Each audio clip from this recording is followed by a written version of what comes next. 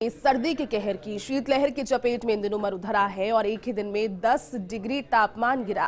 रेगिस्तान में बर्फ जम चुकी है। उत्तरी हवा सक्रिय होने से तापमान एकदम गिर चुका है। माउंट आबू, चूरू और फतेहपुर में पारा माइनस में पहुंच गया है। 12 जिलों में शीतलहर का अलर्ट है और अगले 4 दिन शीतलहर का अलर्ट।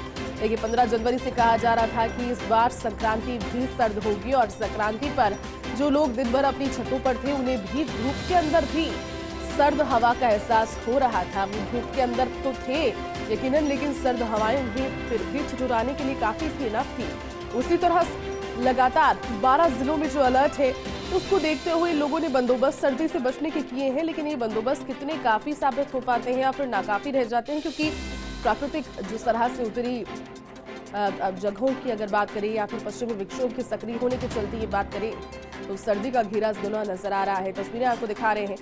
हालांकि बीच में कोहरा और तेज सर्दी की वजह से जो ओस की बूंदें फसलों पर जम जाती है वो भी तस्वीरें आप बीच बीच में देख पा रहे होंगे। 12 जिलों में शीतलहर का ये अलर्ट है। माउंट आबू, चूरू और फतेहपुर सबसे सर्द, माइनस के अंदर पारा और एक ही दिन में 10 डिग्री की गिरावट।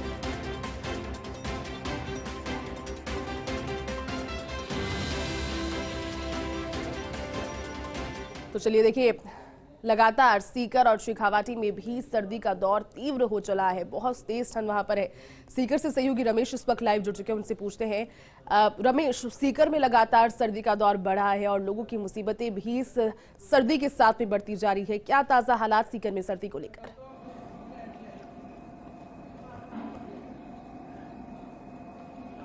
जैसे बताना चाहूँगा कि शेखावाटी में शीतलहर है वो जारी है और कल का जो तापक्रम रहा वो -3.5 डिग्री रहा, जो इस सीजन का सबसे नीचे का तापक्रम है जमाव बिंदु पे। हालांकि 0 डिग्री से पहले कई बार तापक्रम यहाँ आया था, लेकिन कल -3.5 है जो ये इस साल का सबसे नीचे का तापक्रम नोट किया गया है। साथ ही अगर शीतलहर की बात करें तो इस सप्ताह भी शीतलहर है वो शेखावाटी में जारी रहेगी। कड़ाके की सर्दी यहाँ पड़ रही है और लोग अलाव जला करके सर्दी से बचने का जतन कर रहे हैं। लेकिन सबसे बड़ी बात ये है कि इस समय जो शेखावाटी में शीतलहर चल रही है वो दिन में भी कड़ाके की शीतलहर है। पहले सुबह और शाम देखी जा रही थी, लेकिन अब तो दिन में भी ठिठुरन बढ़ी हुई है। कहा जा सकता है कि हवा में काफी नमी है जो 95% तक नोट की गई है और सुबह और शाम है वो लोग सर्दी से बचने के लिए अपना जतन कर रहे हैं। लोग घरों से बाहर नहीं निकल रहे हैं और अति आवश्यक काम होने से ही घरों से बाहर निकल रहे हैं। सुबह सुबह पहले जो पार्कों में लोग घूमने जाते थे उन्होंने अपना घूमना बंद किया है और अभी सूर्य भगवान के दर्शन शेखावाटी में नहीं हुए। कल भी घना कोहरा पूरे दिन छाया हुआ था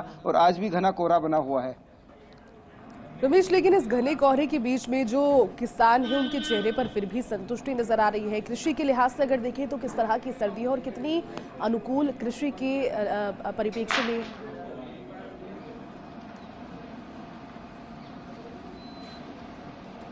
जैसे बताना चाहूँगा कि कुछ सब्जियों की जो फसलें इस समय हो रही है उनमें ज़रूर नुकसान होगा। अगर यही सर्दी एक सप्ताह तक लगातार गिरती है तो सब्जियों में नुकसान होगा। हालांकि जो अगेती खेती है, जो जिन्होंने गेहूं, चने और जो की वो खेती कर रखे हैं उनमें ज़रूर उनको फ़ायदा होगा। लेकिन सबसे बड़ी बात यह है कि शेखावाटी क्षेत्र इलाका वो इलाका है जहाँ प्याज का बम्पर उत्पादन होता है और पूरे शेखावाटी में प्याज की जो खेती है वो बड़े रूप में होती है। फिलहाल प्याज की खेती में किसानों को कोई नुकसान नहीं हुआ है, लेकिन अगर पाला गिरता है और लगातार सर्दी एक सप्ताह तक 0 डिग्री से कम रहती है तो कहीं न कहीं नुकसान होगा किसानों को। लेकिन फिलहाल अभी इतना बड़ा नुकसान नहीं कहा जा सकता। कुछ सब्जियों में जरूर नुकसान हुआ है। रमेश, लेकिन देखिए, कभी सर्दी एकदम बहुत तेज हो जाती है और कभी अचानक से तीव्र धूप निकल आती है। ऐसे में मौसमी बीमारियों को लेकर भी लोगों के अंदर डर है और लगातार बीमार भी लोग हो रहे होंगे। अस्पताल में व्यवस्थाएं किस तरह की है, अगर चिकित्सकीय व्यवस्थाओं की तेज सर्दी के मौसम को देखकर जानने की कोशिश आपने की हो तो?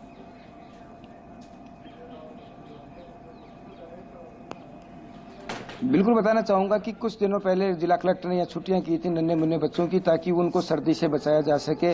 लेकिन जैसे ही तापक्रम में उछाल आया तो उनको छुट्टियों को स्थगित किया गया और अब जैसे कि एक सप्ताह कड़ाके की सर्दी पड़ रही है तो जिला प्रशासन को एक बार फिर बच्चों के, नन्हे मुन्ने बच्चों को सोचना पड़ेगा कि इनकी छुट्टियाँ बढ़ाई जाए या नहीं बढ़ाई जाए। लेकिन जो अस्पतालों की अगर अपन कहीं न कहीं बात करते हैं तो अस्पतालों में सर्दी जुकाम के जो मरीज हैं वो काफ़ी मात्रा में यहाँ पहुँच रहे हैं, क्योंकि एकदम से सर्दी पड़ना और एकदम से तापक्रम का बढ़ना दोनों ही बीमारी का कारण बनता है और अस्पतालों में भी मरीजों की संख्या बढ़ती जा रही है। बिल्कुल रमेश, और आपने जिस तरह से कहा कि बच्चे अब तक, क्योंकि 15 तारीख तक की और 14 तारीख तक की एक छुट्टी की और आज तो संडे है, अब कल से क्योंकि स्कूल जाने के लिए एक बार फिर से, तो उन्हें भी कहीं ना कहीं अब इस चीज़ को लेकर एक डर होगा और अभिभावकों के मन में भी डर होगा कि तेज सर्दी, क्योंकि अभी 12 जिलों में अलर्ट है। अब आपने कोशिश की किसी से बात करने की और ये प्रतिक्रिया लेने की किस तरह से मुश्किलें अब आने वाली है, क्योंकि ये जो एक अगला हफ्ता है वो तेज सर्दी वाला होगा। लेकिन रमेश, आप पर फिर से लौटेंगे, एक बार माउंट आबू का भी रुख कर लेते हैं। माउंट आबू से सहयोगी कमलेश इस वक्त हमारे साथ जुड़ चुके हैं, क्योंकि माउंट आबू भी बहुत सर्द इन दिनों। कमलेश, माउंट आबू को तो कहा जाता है कि वो हिल स्टेशन है राजस्थान का, लेकिन हिल स्टेशन पर कर क्या इन दिनों वैसी ही सर्दी पड़ रही है जितनी नजर आ रही है, क्योंकि आपके पीछे विजिबिलिटी भी इस वक्त काफी कम।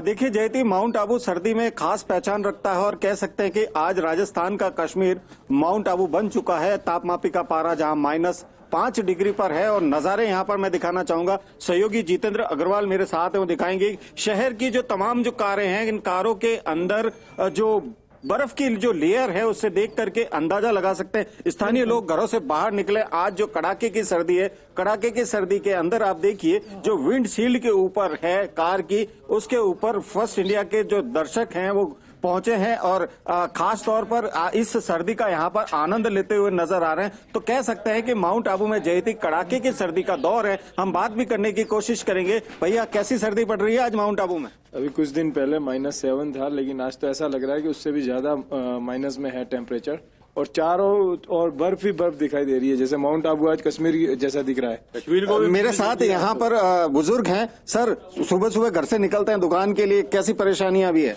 हाथ पैर काम ही नहीं कर रहे बिल्कुल। आज कैसा नजर आ रहा है सुबह सुबह? पूरा सफेद हो रहा है। पूरा सफेद है। हाँ, देखिए यहाँ पर जो बुजुर्ग शख्स है, कुछ टूरिस्ट भी यहाँ पर मौजूद हैं। भाई साहब, कहाँ से आए हैं आप लोग? जामनगर से। जामनगर से। कैसा नजारा नजर आ रहा है? नहीं, बहुत ठंडा है। मजा आ रहा है? मजा आ रहा है, मजा बहुत मजा। देखिए एंजॉयमेंट है, गर्म कपड़ों से लिपटे हुए नजर आ रहे हैं। कड़ाके की सर्दी का दौर है। इस कड़ाके की सर्दी के बीच देखिए जयती जो विंडशील्ड है कार की, विंडशील्ड पर जो है यहाँ पर जो बर्फ की जो लेयर है उससे अंदाजा लगा सकते हैं कि आज वास्तव में माउंट आबू -5 डिग्री पर है। और इस कड़ाके की सर्दी के बीच भी जो दर्शक हैं, स्थानीय लोग हैं, स्थानीय लोग भी यहाँ पर घरों से बाहर निकले हैं, रोजमर्रा के कार्य है। सर, घर से बाहर निकल रहे हैं, जैकेट वैकेट सब पहन रखा है, कैसी ठंड है? ठंड तो बड़ी जबरदस्त है और काफी सालों बाद ऐसी ठंड देखने को मिली है, तो इसका एक अलग ही मजा है, एक अलग अनुभव है सबका। और बहुत अच्छी बात है कि ये आबू में काफी टाइम बाद ये सर्दी आई है, ठंड आई है। कैसे एंजॉय कर रहे हैं? एंजॉय करने के लिए तो बहुत ही अच्छा है, क्योंकि ये once in a lifetime होता है और एक्सपीरियंस अच्छा है। अच्छा अच्छा। देखिए जो तमाम लोग हैं, कहीं न कहीं माउंट आबू की जो ये कड़ाके की सर्दी है जयती, इस कड़ाके की सर्दी का यहाँ पर एंजॉय करते हुए नजर आ रहे हैं। जो मैं एक दृश्य और दिखाना चाहूंगा, ये जो तमाम जो कारें खड़ी है, देखिए जो नीले रंग की कार है, इसका कार से का जो रंग है ऊपर से नजर नहीं आ रहा है, क्योंकि यहाँ पर जो ये बर्फ की जो लेयर है, इससे अंदाजा लगा सकते हैं। ये देखिए कि जो बर्फ की लेयर है, कहीं ना कहीं हाथ जो जमा देने वाली सर्दी माउंट आबू में पड़ रही है। और इस सर्दी का एंजॉय आने वाले पर्यटक भी कर रहे हैं। चूंकि आज वीकेंड है, वीकेंड के चलते माउंट आबू में आज पर्यटकों की भरमार है। माउंट आबू की तमाम जो होटलें हैं, कहीं न कहीं इन होटलों में आज नो रूम की स्थिति है। ऐसे में कह सकते हैं कि जो सर्दी के शौकीन लोग हैं, कहीं न कहीं आज माउंट आबू की इस कड़ाके की सर्दी